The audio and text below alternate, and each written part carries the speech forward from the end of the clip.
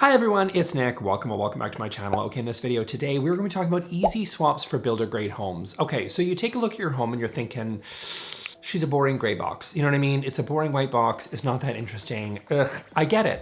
It's not that 100%. And you're thinking, is there anything that I can do? Because I look on social media and I see all these beautiful spaces and I think I want that too, but I have a little boring old box here and I don't know where to start. Well, the good news is that you've got a blank canvas. Think of it as an opportunity, okay? We have an opportunity to do something really amazing. And so this video, I'm gonna be sharing easy-ish, well, some of them are harder than others, I'll be honest, but easy-ish ways that you can swap out some of those builder grade home fixtures and things and make something truly special. So let's get going. Okay, now my first tip isn't so much about a builder grade swap, but it's just more of a lifestyle improvement tip, to be honest, and that is for you to get a dog. Life just wouldn't be the same without my lovely, lovely Sophie. I always want the best for Sophie, and finding the right food has always been a bit of a struggle. I strive to give her the best quality foods that I can, but they're not always easy to prep. You can take up a lot of fridge space and be really messy and disgusting to deal with. Plus, I won't go into a ton of detail, but Sophie did try raw food a long time ago and it did not go well. Let's just say she had to go to the vet. It was not a great experience. And the alternative, of course, is kibble, which is easy to store, easy to dish out, but it personally, just when I looked at the ingredients, I just wasn't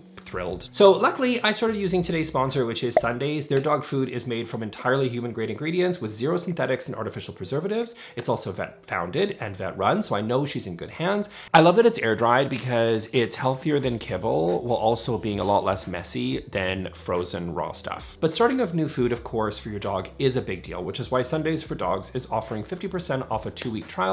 Give your dog the chance to try Sundays and watch them fall in love with it. So go to sundaysfordogs.com/Nick or use my code Nick for 50% off. Now let's get back to some of those builder grade swaps that I was talking about. Okay, first on my list is gonna be wall and ceiling treatments. This is such a good place to start. If you remember my old place, I didn't bother doing this place because I plan on like knocking down this house pretty soon, but like my old place, that's a whole thing. But in my old place, I really loved it and I had lots and lots of wall treatments, which I loved. I love panel moldings, chair rails, crown molding sometimes depends if your space is really grand and big and whatever. Sometimes they make sense, sometimes they don't. This is very style specific, but I love moldings because I just think they provide a lot of dimension to the space. They provide a beautiful backdrop for the rest of your like furniture to sit against. You can put art over top of moldings. That looks really stunning. And they're just really a lot of fun. And you can also, they do read traditional typically, but the thing is there's different profiles for different types of moldings. So they can make sense for your specific style. So if you're someone who likes things a little bit more modern, then, you know, go for something with a little bit more squared off edging that makes sense. If you like something a little bit more traditional, you can get ones with big sort of flowery little curves on the side there and it can be really beautiful and French curves and makes you feel like you're in Versailles. You know what I mean? Like there's lots of different styles that you can make work. Ceiling treatments are also wonderful. Ceiling medallions, again, these things typically can lean a little bit more traditional, but there are modern ways that you can do it. They just provide a lot of character into the space. I always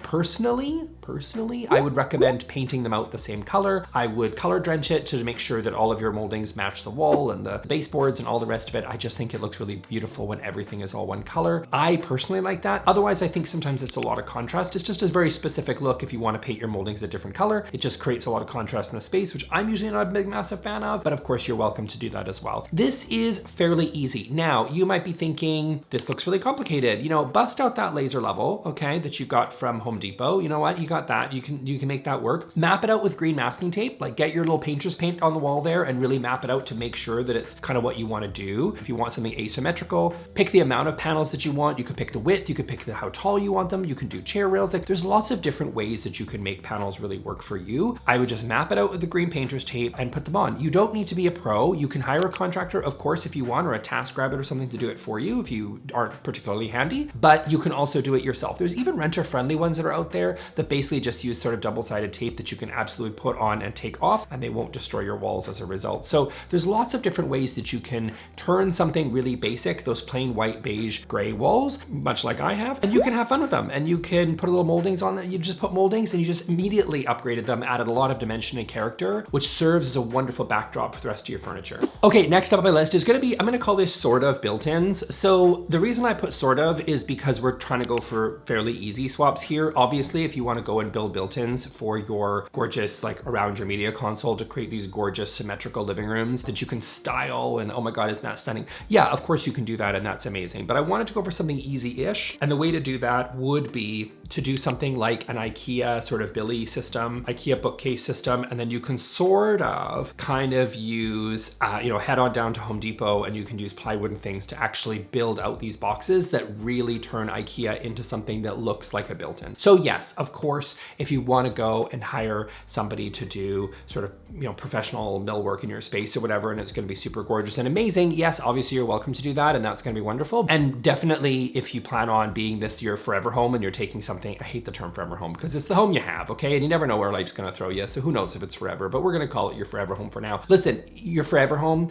if you want to do that, go ahead and hire somebody and you can go do gorgeous built-ins and that can be totally worth it and amazing and definitely will upgrade your builder space into something really special. But if you're looking for something a little bit easier, these little IKEA hacks, and there's so many different ones that are out there, are really, really cool. You can do ones that, little sideboard areas that you can sort of create, and you can kind of use the Besto system to create something really cool. You can use the Billy system to create something really cool, and you can style these gorgeous shelves. And yes, of course, you can take a plain old bookcase and throw it in the corner, and that works too. But by really building them in, it just always is going to look a lot more custom and interesting than if you were just to take a piece of furniture. So if you want that look where you don't want it to make it feel like a piece of furniture and you want it super built in, but you don't necessarily want to spend all the time and work and money to create super amazing custom built-ins, going with some sort of IKEA hack, I think is a great way to upgrade your space. It's going to look a lot more interesting than the builder grade home that you sort of got right now. Yeah, it's overall, I think, going to be a little bit of a DIY friendly project for most people. Most people, not me, because as you guys know, my long-standing position is I hate DIY and I'm useless, so I don't do that stuff, but you're probably handier than I am. I mean, you can't be any worse. So dive in and get started. Get your little miter saw in there, get your little table sawed out from the garage, and you just go have fun with this one. Okay, next up on my list is gonna be like beams and faux beams. Okay, so generally faux is always really tricky, but I think that this could work if done correctly. I would say that these beams they just add a lot of dimension and character, especially sort of into the ceiling. So it's a nice ceiling treatment that you can always add on. Couple little caveats on this one for me, I think. Like, first of all, I think this works better in a taller space. So if you've got a vaulted ceiling or, you've got some sort of higher than say like an 8-foot ceiling or something, and you want to work with this, I think you can absolutely create something really, really cool. But I think if you have short little stubby ceilings, like if you've got a little basement and you're like, I'm 6'1", and if this beam is barely going to clear my head, then I would advise against putting in a faux beam and just sort of keep moving with other ideas that we have on this list. But if you have a tall ceiling and if your style leans traditional, or maybe you like a little farmhouse or a little cottage core or something, good for you, and you sort of like that, in which case adding that little bit of a rustic sort of beam charm might make a lot of sense. Some ways that people do these, sometimes people sort of build these out of styrofoam. Again, I think that if that's kind of stuck in the ceiling or they're hollow even and you can't tell, then I say go for it. I say have fun with it. If you think it's like, do you know what I mean? Then I say that could work really, really well for you. If they are foam and you just like, they're clearly foam and you're not cladding them in anything, it's just a piece of foam in your ceiling, that probably looks really cheesy and stupid. But if you're gonna cover them with actual real wood, then I think that's wonderful. One thing that people do is they use flooring, which I think is a really neat idea. So I've seen a lot of people use flooring, or even the same flooring that they might like literally, like if they're redoing their floors and they have some extra, they might just use the flooring and clad beams to basically create faux beams in their ceiling, which I think is kind of neat. And again, you're gonna get sort of the consistency from the flooring into the ceiling there, which can be really cool. So that's you might be wondering like, where do people get these beams from? Because let's be honest, not all of us have perfectly preserved reclaimed wood from a barn down the street that they're able to pick up and put in their space. So, if you have that, great. But for the rest of us that we've kind of maybe got to DIY something, using flooring can be a really great way to do that. If you're going to do that, and you want to lean a little bit rustic, there's lots of different flooring,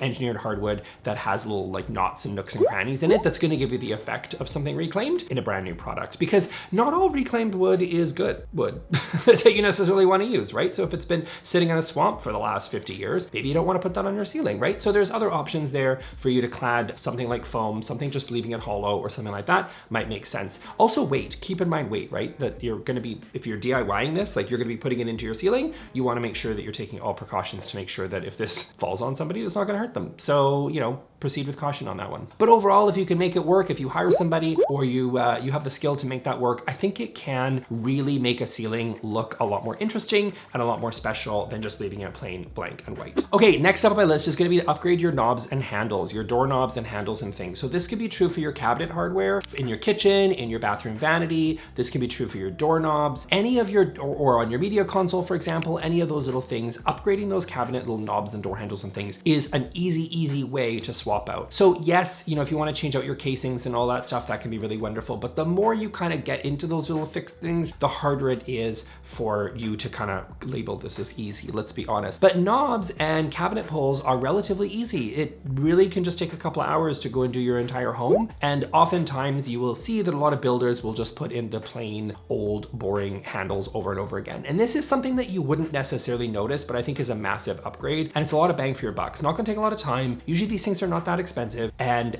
it's fairly easy to do. It's really DIY friendly. You basically just need a screwdriver and you're probably good to go. I think that this really does make a space feel a lot more interesting and a lot more special. And also it's something that you touch actually on a daily basis in your home. So yes, in design, we talk about things, it's very visual, especially in the age of social media, right? Especially people like me that are posting beautiful spaces here on our YouTube channels or on Instagram accounts or blah, blah, blah, right? It's very visual, but we forget that there's other senses that are involved, right? So touch is an important one. And these knobs and cabinet pulls, when they're substantial, when they have a good feel to them, when they're not loose and falling apart, right? It really does make a huge impact on how you interact space. So I do think that these are small changes that can make sense. Also, by the way, if you don't want to upgrade them, you don't want to spend the money, blah, blah, blah, also consider spray painting them. I think that is kind of an easy one. Again, am I going to lie to you and tell you spray paint's the same thing as buying something brand new? No, I'm not. I'm not going to be a liar and tell you that, okay? But if you're expecting that, then give your head a shake, because that's not how things work. If it's old, if it's 40 years old, spray paint can only do so much. But it's going to take you an afternoon to basically spray paint these suckers and a can of freaking spray paint that you bought at Home Depot, and then you can let them dry, and then you're bingo bango, by the evening you've already got new door handles, new-ish door handles. And so that will go a long way. Will the spray paint rub off? Yeah, maybe it might, because it's spray paint, but you just spray paint it again. And if you don't want to change everything out, which is, you know, going to cost you a little bit more money, then this is a fairly easy upgrade to do, fairly cheap, and you know, it's going to give you get what you pay for to a certain degree. But I do think it can take you not a lot of time, not a lot of money, and a really substantial upgrade to your space. And again, worst case scenario, you spray paint it again. Or it might just last you an extra 6 months or 1 year while you save up to buy new stuff later. Okay, next up on my list is going to be to upgrade your switches and your electrical plates. These are, again, just another example of something you use on a daily basis that's fairly easy to swap out. Probably not as spray paintable as something like door cabinet hardware, but overall, I think this can look really, really cool. Even if you want to upgrade them, obviously that would be great. But you know, if you want to go to a Buster and Punch or Resident Supply or any of these places and you want to pay sometimes like, I don't know, $30, $40, $50 an electrical plate and up or whatever, like you could be spending hundreds of dollars on gorgeous knurled handled antique brass hardware. Wonderful, right? We love that electrical plate that's expensive. Sure, it's beautiful, but you know, it is definitely an option, and it's something that can create a really beautiful space, because again, you're going to interact with it daily and it might make a lot of sense. But like worst case scenario, even if you don't want to spend a lot of money, just an old grubby beige like electrical plate is like 50 cents at Home Depot. So even just swapping out something as simple as a spray painted nicotine beige electrical plate for something 40 cents, 50 cents later at Home Depot is going to make a big difference to your space. So yes, of course, you can go upgrade to something that's $100 and that would be wonderful. And now you've got antique brass, wonderful, amazing. Who doesn't want that? But worst case, even if you have a budget of $10, feel free to swap out your electrical plates that are there right now. Take a look around your space right now. How beige are there? Are your walls white, but your electrical outlets are beige? Because if they are, and you're like, that wasn't beige when I moved into this house in 1987, maybe it's time to swap those out. Again, we're talking 50 cents, people. You can get it done in an afternoon. Next up on my list is going to be a unique front door. Now, this one is a little bit more, of course, involved, but I thought about making, like, you could obviously change out all your doors. Like if you've got hollow core doors, which just means that your door is, well, hollow. Yes, you can swap all those out for solid core. That's very pricey. It's a bit of a ordeal. It's a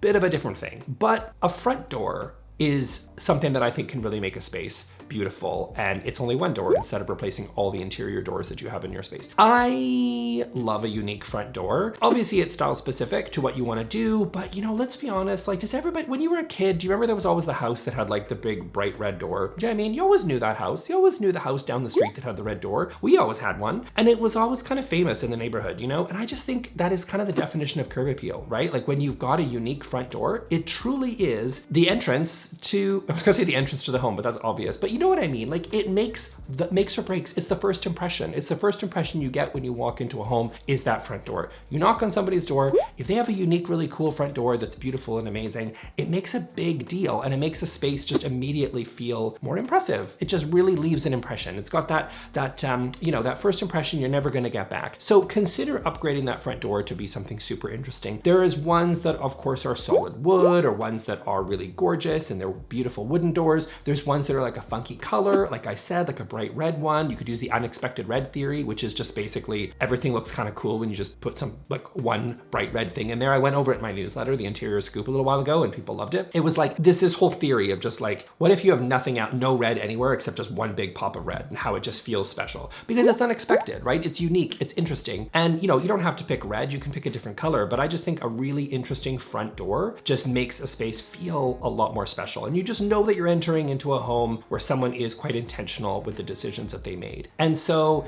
if you're not in the mood to replace every interior door in your home, that's totally fine. But think about replacing the front door because it's one door with a big impression. And so, maybe swap that one out because I think that makes a really, really, really, really big difference. Okay, next up is I would say to consider painting your cabinets. So specifically looking at your kitchen cabinets, this one is a little bit more involved, right? I mean, it's a little bit more tricky and it really depends on the wood cabinets that you have. If you have wood cabinets, if you laminate, whatever, you've got different types of cabinets that are out there. It might be easier than others to be able to actually paint out. And you can get people that you can hire to come paint them, or you can get new ones put on your existing like boxes that you may already have. I think though that this does make a really, really big difference. Now, is this an easy swap? No, it's a little bit more difficult. Some people I've seen can change these around relatively quickly. It is a project, right? You got to take all the doors off, and to do it properly, you can't just go in there with a roller and just with all your pantry items still sitting in your cupboards, and you're just going to get on there with a roller. It doesn't work that way. It is going to be a little bit more involved, but I think short of actually doing an entire kitchen renovation, it can make a big difference to paint your cabinetry.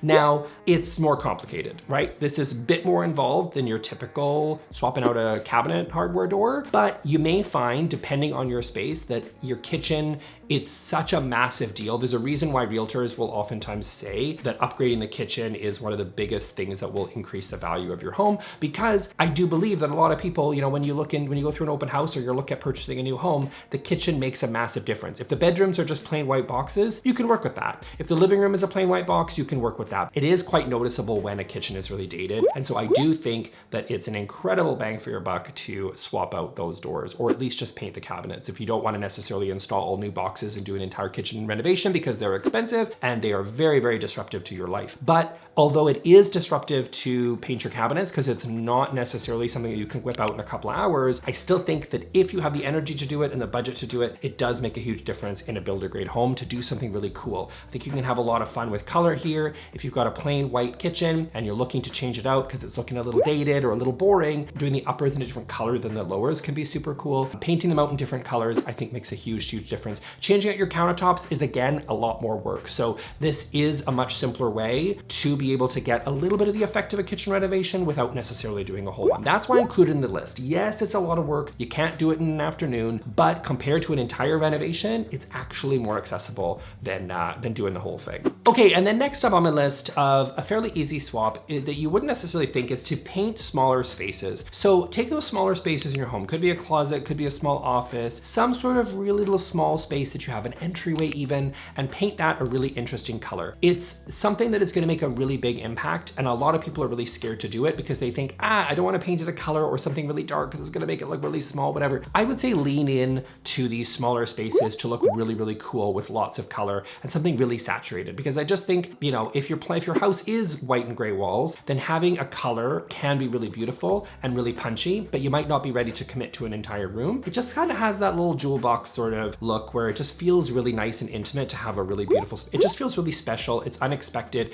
Take a powder room, paint it a really bold color, right? You walk into a powder room and it's all painted blue or green or whatever. I just think it looks really special and really unique, and always makes a space and the whole home, honestly, feel a lot more interesting. Okay, that's it for me for today, guys. I hope you really enjoyed this video. I'm going to throw here to my video on what to do with plain white walls, because if you're someone who struggles with a builder grade home, or struggles is not the right word, but you're thinking you might want to just kind of zhuzh it up a little bit, this video will really help you out, because it's all about how to take plain, boring old walls and make them a lot more interesting. I exhaust all of your options when it comes to walls. So I'll see you all in that video. See you in the next one. Thanks. Bye.